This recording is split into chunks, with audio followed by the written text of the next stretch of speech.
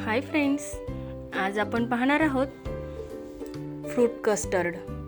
तर त्यासाठी मी इथे 1 लिटर गाईचं दूध घेतलेलं आहे।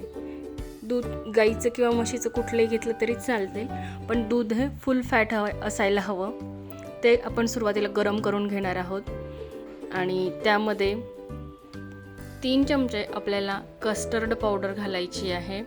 बघा, थोडं गरम झालेलं दूध थंड करून घ्यायचे, पूर्णपणे थंड करून थोडंसं साईडला एका वाटीमध्ये दूध काढून घ्यायचं आहे आणि त्या थंड दुधामध्ये 3 चमचे कस्टर्ड व्हॅनिला फ्लेवरची मी ही कस्टर्ड पावडर घेतलेली आहे आणि ते छान मिक्स करून घ्यायची दुधामध्ये, जेणेकरून त्यामध्ये गुठळ्या तयार होणार नाही। छान मिक्स करायची एकसारखी हलवत। दूध पूर्णपणे थंड असेल तर बिलकुल गुठळी तयार होणार नाही। कस्टर्ड मिक्स झालेलं आहे। आता हे कस्टर्ड मिक्स केलेलं दूध जे आहे ते आपण, उकळी आलेलं दूध आहे हे 1 लिटर गरम झाले, अगदी 1 उकळी घ्यायची छान आणि त्यामध्ये कस्टर्ड पावडर घालून घ्यायची आहे।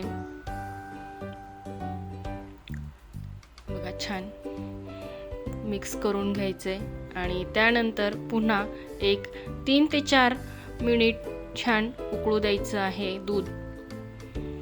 मग त्याला छान घट्टसरपणा येतो आणि आपलं कस्टर्ड खूपच छान क्रीमी बनतं। त्यानंतर त्यामध्ये 1 कप साखर घालून घ्यायची आहे। साखर छान विरघळली, अगदी 2 मिनिटानंतर गॅस बंद करून घ्यायचा आहे आणि दूध पूर्णपणे थंड करून घ्यायचं आहे। हवं तर 1-2 तास आपण ते फ्रीजमध्ये ठेवू शकतो।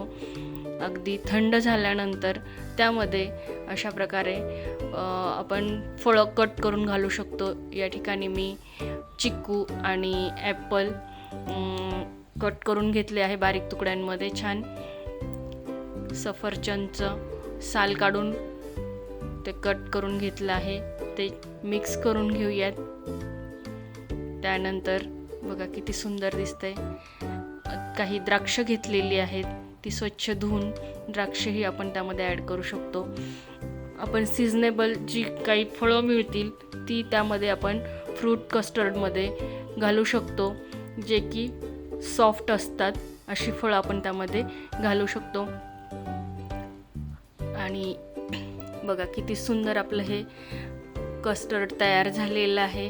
त्यामध्ये गार्निशिंगसाठी मी पुन्हा सालासह जे सफरचंद आहेत ते घालून घेतलेलं आहे आणि काही आणखी द्राक्ष ॲड केली आहेत। खूप सुंदर असं आपलं कस्टर्ड तयार झालं आहे। लहान मुलांना फळं फारशी आवडत नाहीत, तर यामध्ये तुम्ही द्याल तर नक्कीच ते आवडीने खातात आणि उन्हाळ्यात असं हे थंडगार कस्टर्ड खूपच छान डेझर्ट होईल, खूप छान स्वीट तयार होईल।